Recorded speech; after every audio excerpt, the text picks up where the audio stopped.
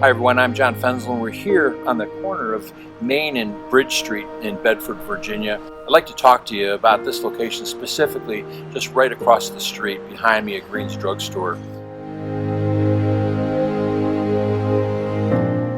After learning about the invasion, many of the Bedford boys' relatives and wives returned to work with renewed energy.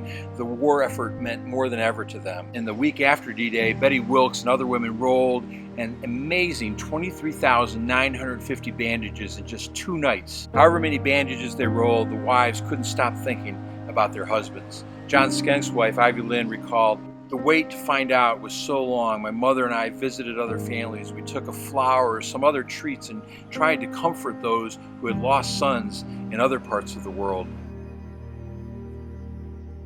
Nearly 6 weeks had now passed since the invasion.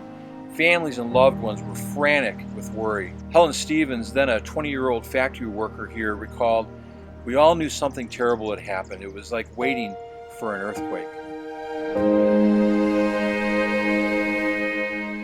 This business was a gathering place for locals. It had this popular soda fountain that allowed many people in the community to sit and read the morning papers while they caught up on all the news with one another.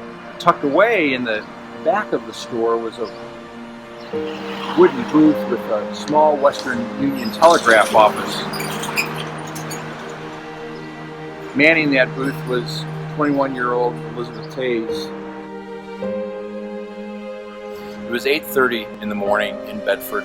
Elizabeth Tays switched on the teletype machine that was used for receiving telegrams, and she pressed a button that sounded a bell 25 miles away in the Western Union office in Central Virginia in the town of Roanoke. All telegrams came to Bedford from that Roanoke office. She had recalled starting out the morning of July 16th by typing into her machine, "Good morning, go ahead, Bedford." The reply came back, "We have casualties." Tays' heart sank as she read the first line of copy. "The Secretary of War desires me to express his deep regret." She waited for the message to end, expecting the machine to fall silent. She said, "I just sat and watched them and wondered how many more it was going to be." A few minutes later, another one. She recalled, "I don't remember who came first or when, but I do remember there were a lot of Johns. John Skenk, John Wilkes, John Dean." It was clear that something terrible had happened to Company A. Tays fed the ticker tape into a small barrel of water where the adhesive on the back of the tape was moistened, and using a large thimble, she then ran the tape into pieces of Western Union stationery, snapping the tape every couple of inches to form a new line. Elizabeth took great pride in her work, and she said, "Naturally, I was in shock. I was so afraid the news was going to be leaked before the addresses on the telegrams were notified. I didn't want somebody phoning up a relative or a mother and telling them before they got the telegram. That just would have been terrible." The telegrams came one after another, and she had to enlist the help of those men who were the regulars right there in the drugstore every day. They were men like Sheriff J.P. Jim Marshall and Harry Carter, who was part of the funeral home here, and the taxi service owner, Roy Israel, to help with the regular delivery man, Frank Thomas, deliver all of those telegrams, especially to the families living outside of town. More telegrams came the next day. She received 9 telegrams that day, 7 reporting the deaths of Bedford servicemen in France on June 6th, and 2 others reporting deaths elsewhere. A terrible pall had fallen over this town of Bedford. Elizabeth said it was still one quiet, still little town. Everybody's heart was broken. With a lot of the boys, you didn't know them, and then you knew members of their family. It was a very sad time. Fine young men had gotten killed.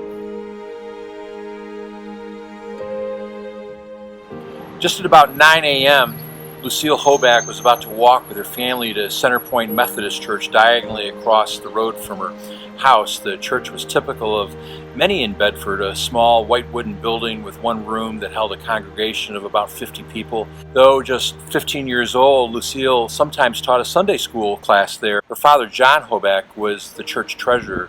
Suddenly there was a knock on the Hoback's front door. It was Sheriff Jim Marshall, a good friend of Lucille's father. He had just pulled up in his car. He was holding a telegram. A few minutes later, Mr. Hoback told Lucille and her sister to sit down at the kitchen table. Lucille remembered, "Mother was sobbing and Father said that Bedford had been killed in the war on D-Day. When Mrs. Macy Hoback got home, she had to be put to bed. Her first child was dead. Her husband went to the barn to cry." Only when the two weekly Bedford newspapers pulled together and published the reports of the individual casualties did the community here begin to become fully aware of the magnitude of Bedford's D-Day losses. Even then, the news was confusing and the number of casualties came in piecemeal.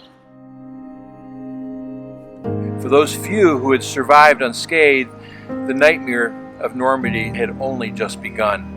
Charles Pfizer survived D-Day only to die a few days later in the hedgerows of Normandy. Just 3 officers from Company A's original 9 had survived the landings. Only one was still fighting, Second Lieutenant Gearing. Bedford boy Leslie Abbott had been killed in fierce hedgerow fighting on June 9th as the German 352nd Division launched counterattacks in Normandy. The War Department had confirmed that all 19 men from Bedford had been killed on Omaha Beach on D-Day. But no community in the United States or in America or in any Allied nation had lost as many of their sons as right here in Bedford. In a matter of minutes, a couple of German machine gunners had broken this town's heart.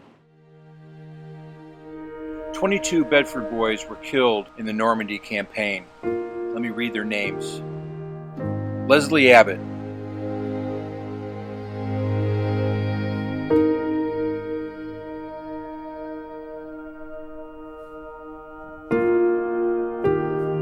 Wallace Carter,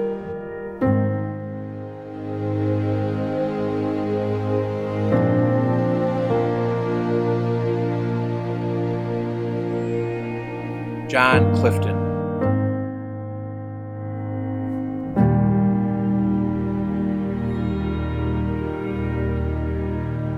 John Dean,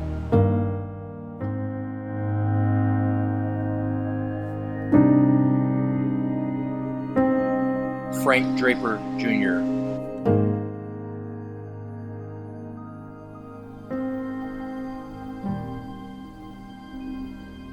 Taylor Fellers,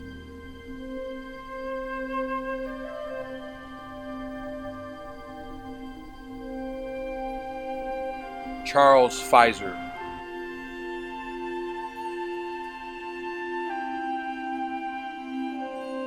Nicholas Gillespie,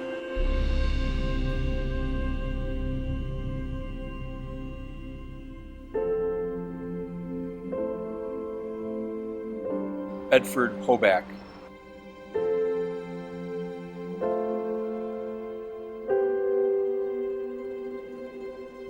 Raymond Hoback,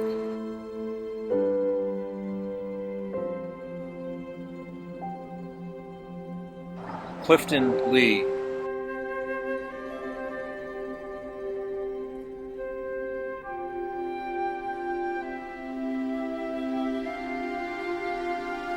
Earl Parker,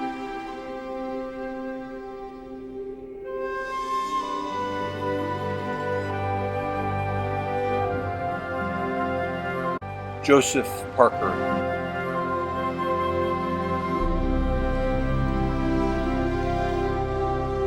Jack Powers,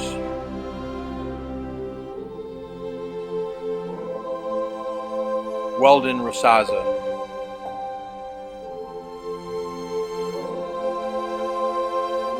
John Reynolds,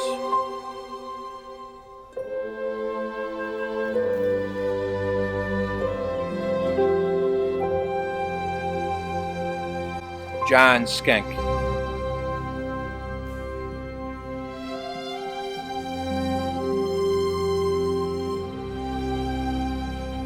Ray Stevens,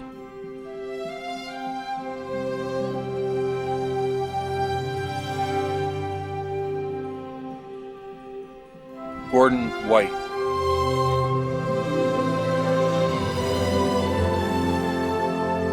John Wilkes,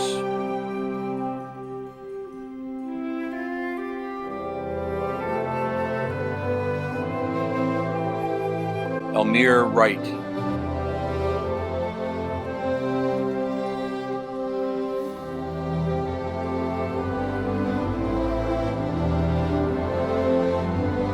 Grant Yap.